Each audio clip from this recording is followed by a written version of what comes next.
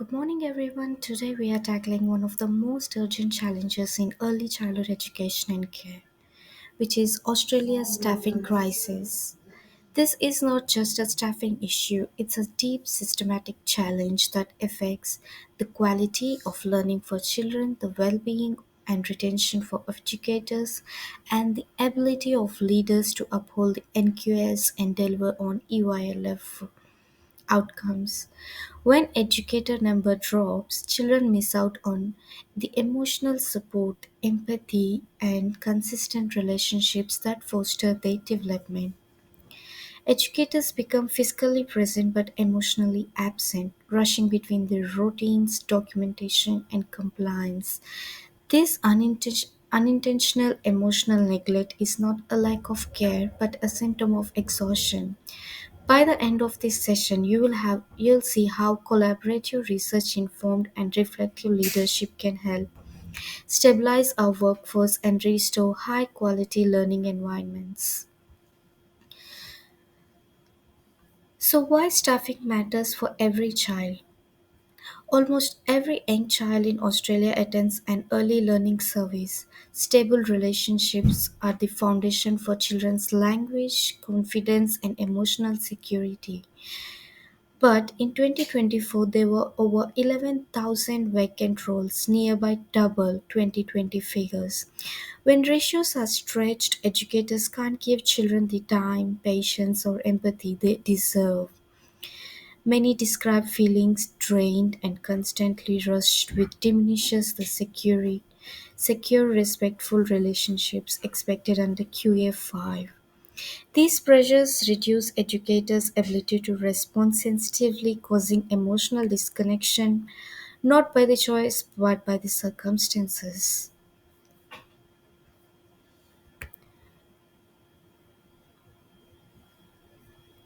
The scale of the problem,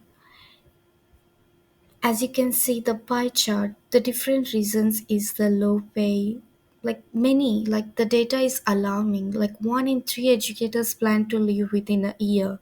37% of services operate below ratio requirements. 72% cite low pay, high workload, and burnout as key factors.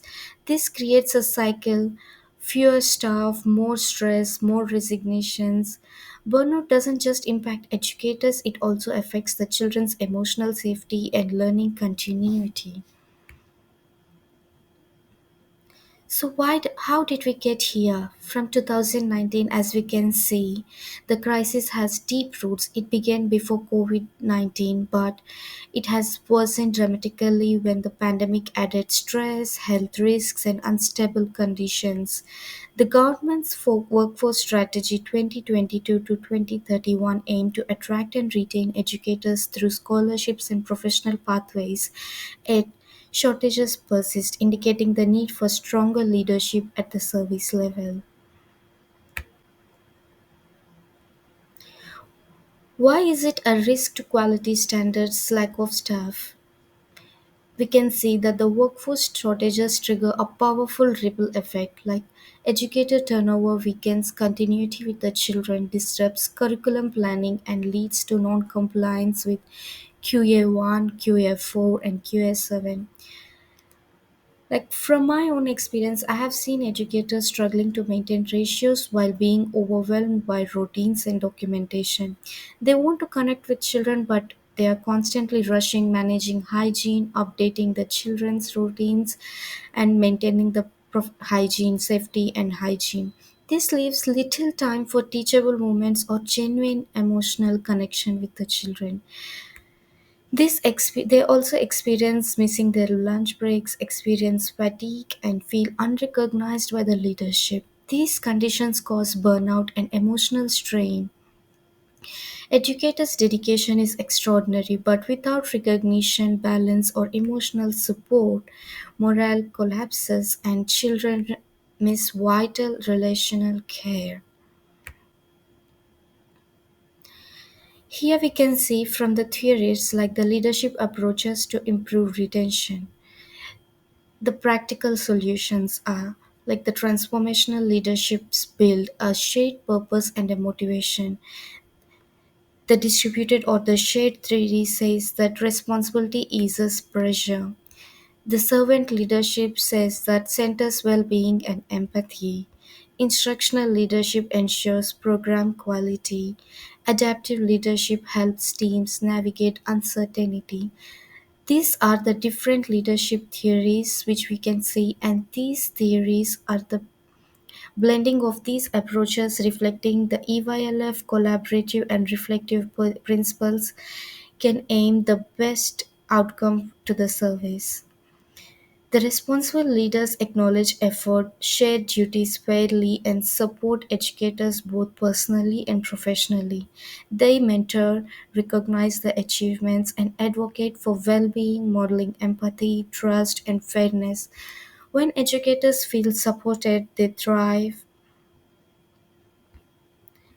and this is what it says in QS7 strengthening with governance and leadership.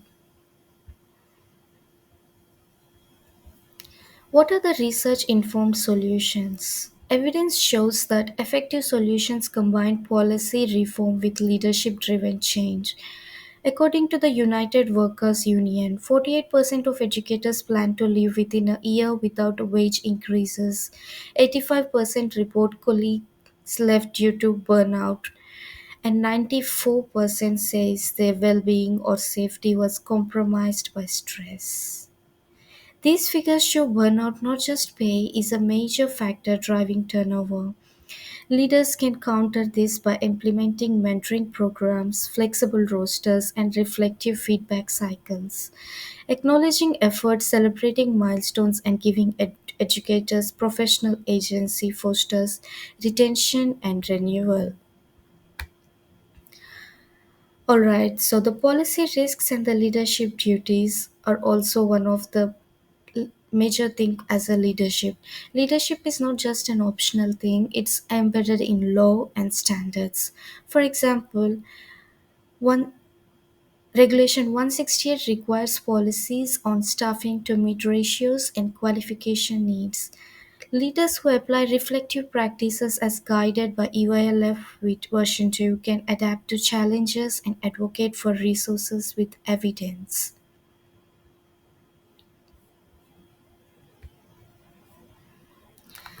What are the future directions for workforce and leadership? The staffing crisis is not just a workforce statistic, it's a quality of care issue impacting every child, family, and educator. While low pay, poor conditions, and policy delays need urgent attention, leadership within service is the lever we can act on now by embedding collaborative leadership, mentoring, and well being initiatives. Leaders can address current shortages while advocating for long term reform. This aligns with QA7's focus on continuous improvement and ensures the child remains at the center of decision making. Children thrive when educators feel safe, valued, and supported. Ignoring their well being risks the burnout and quality decline.